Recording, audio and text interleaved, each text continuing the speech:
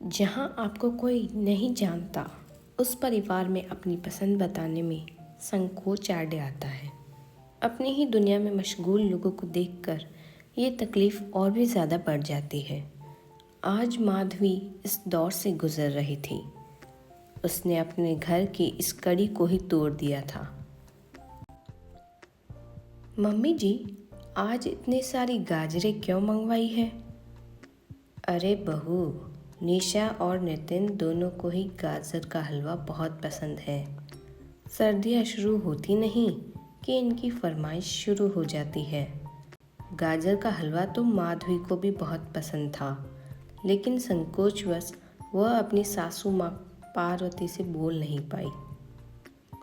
वैसे भी जब घर में हलवा बनेगा तो खाएंगे तो सभी ही। यही सोचकर माधवी ने गाजरों को धोकर किसना शुरू कर दिया। सासू माँ ने अपने हाथ से गाजर का हलवा बनाया। खुशबू इतनी अच्छी आ रही थी कि सब इंतज़ार कर रहे थे कब हलवा बनकर तैयार हो।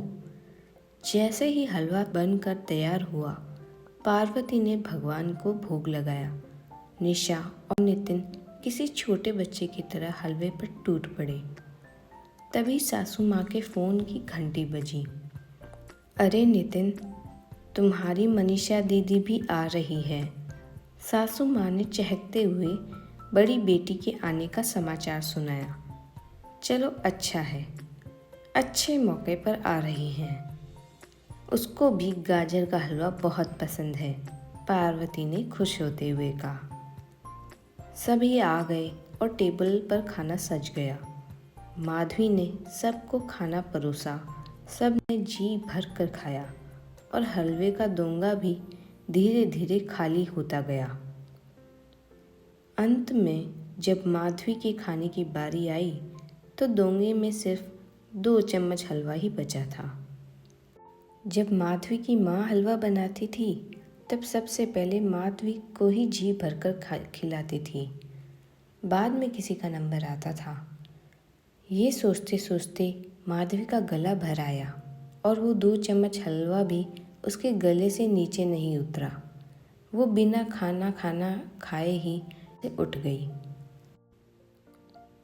अगले महीने जब माधवी अपने मायके गई तो माँ ने माधवी की भाभी से कहा, बहू आज सौरभ से कह देना आते समय बाज़ार से गाजर ले आए। माधवी आई है, इसलिए कल उसका मनपसंद गाजर का हलवा बनाऊंगी। अगले दिन माँ ने बड़े चाव से माधवी के लिए हलवा बनाया। माँ ने सबसे पहले कटोरी में भरकर माधवी की ओर हलवा बढ़ाया तो माधवी बोली, नहीं माँ, पहले हलवा भाभी को दो। माँ आवाक सी माधवी का मुंह देखने लगी। लेकिन बेटा, तुझे तो बहुत पसंद है ना मेरे हाथों का हलवा? हाँ माँ, मुझे पसंद है, लेकिन क्या कभी आपने भाभी से पूछा है कि उन्हें क्या पसंद है? ये क्या बोल रही है तू बेटा? यदि उसे पसंद होता तो वो बोलती ना। नहीं माँ, आज मैंने खुद बहू बनकर जाना कि एक बहू से ना तो उसकी पसंद पूछी जाती है और ना ही वो अपनी पसंद बता पाती है। आप प्लीज़ पहले हलवा भाभी को ही दे दो, क्योंकि वो शायद मेरी तरह अपनी ही पसंद नापसंद हमें नहीं बता पाती होगी।